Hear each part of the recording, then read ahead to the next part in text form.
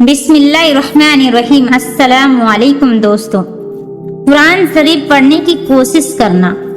رسول اللہ صلی اللہ علیہ وسلم نے فرمایا، جو شخص قرآن پڑھتا ہو اور اس میں اٹکتا ہو اور وہ اس کو مشکل لگتا ہو، اس کو 2 ثواب ملیں گے، ایک پڑھنے کا اور ایک اٹکنے کی مشقت کا۔ یتیموں کا مال مت کھاؤ۔ قرآن میں اللہ تعالیٰ فرماتا ہے، یتیموں کے مال ان کو دیتے رہا کرو اور پاک مال کو ناپاک مال سے نہ بدلو، اور ان کا مال اپنے مالوں کے ساتھ ملا کر مت کھاؤ۔ ایسا کرنا یقیناً بہت بڑا گناہ ہے۔ صرف دنیا کی نعمت مت مانگو۔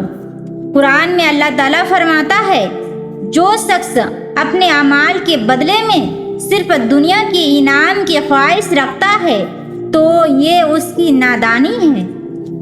اسے معلوم نہیں کہ اللہ تعالیٰ کے یہاں دنیا اور آخرت دونوں کا انعام موجود ہے، لہٰذا اللہ سے دنیا اور آخرت دونوں کی نعمتیں مانگو۔ اللہ تعالیٰ تمہارے دعاؤں کو سنتا ہے اور تمہاری نیتوں کو دیکھتا ہے۔ دوزخ کی لباس کی گرمی۔ حضرت عمر رضی اللہ عنہ فرماتے ہیں کہ حضرت جبرائیل علیہ السلام نے رسول اللہ صلی اللہ علیہ وسلم سے عرض کیا، مجھے اس ذات کی قسم جس نے آپ کو حق بات دے کر معبوس فرمایا ہے، اگر دوزخ کے کپڑوں میں سے کسی کپڑے کو آسمان اور زمین کے درمیان لٹکا دیا جائے تو زمین پر رہنے والے سب جاندار گرمی سے ہلاک ہو جائے۔ پھوڑا پھنسی کا علاج۔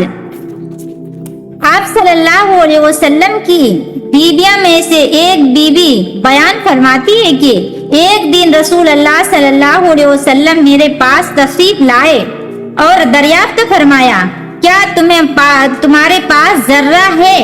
میں نے کہا ہاں، تو آپ صلی اللہ علیہ وسلم نے اسے منگوایا اور اسے پیر کی انگلیوں کے درمیان جو پھنسی تھی اس پر رکھ کر یہ دعا فرمائی، اللہم متفیل قبیری و مکبیر صغیری اتفاہ انی۔ ترجمہ، اے بڑوں کو چھوٹا اور چھوٹوں کو بڑا کرنے والا اللہ، اس زخم کو ختم کر دے۔ چنانچہ وہ پھنسی اچھی ہو گئی۔ اللہ اور اس کے رسول کی نافرمانی۔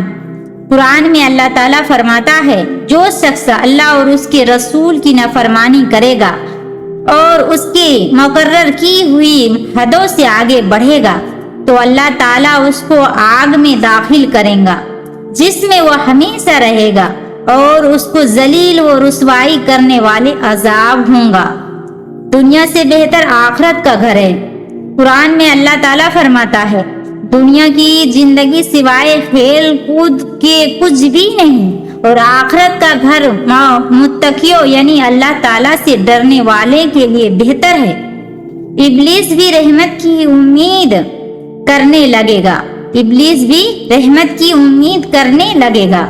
رسول اللہ صلی اللہ علیہ وسلم نے فرمایا، مجھے قسم ہے اس ذات کی جس کے قبضے میں میری جان ہے، اللہ تعالیٰ قیامت کے دن اتنی مغفرت کریں گے کہ شیطان بھی امید کرنے لگے گا کہ شاید اس کی بھی مغفرت ہو جائے۔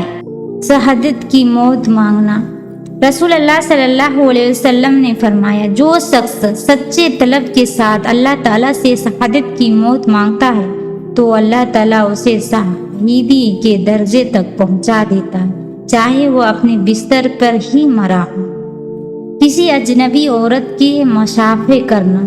رسول اللہ صلی اللہ علیہ وسلم نے فرمایا، جس نے اجنبی عورت سے مصافحہ کیا تو قیامت کے دن وہ اس حالت میں آئے گا کہ اس کے دونوں ہاتھ اس کی گردنوں سے جکڑے ہوں گے، اور پھر اس کے حق میں جہنم کا فیصلہ ہوگا، اور اگر اس سے ناجائز بات چیت کی ہے تو قیامت کے دن بعد کہ ہر جملے کے بدلے میں اس کو 1000 سال جہنم میں قید کیا جائے گا۔ دنیا کی عمارتیں۔ رسول اللہ صلی اللہ علیہ وسلم نے فرمایا، ایک مرتبہ ایک گنبد والی عمارت کے پاس سے گزرے تو فرمایا، یہ کس نے بنایا ہے؟ لوگوں نے بتایا کہ فلانا شخص نے۔ تو فرمایا قیامت کے دن مسجد کے علاوہ ہر عمارت صحابے عمارت کے لیے وبال ہوں گے، نیک لوگ جنت میں رہیں گے۔ قرآن میں اللہ تعالیٰ فرماتا ہے جو لوگ نیک بخت ہوں گے وہ ہمیشہ جنت میں رہیں گے جب تک آسمان و زمین باقی رہیں گے۔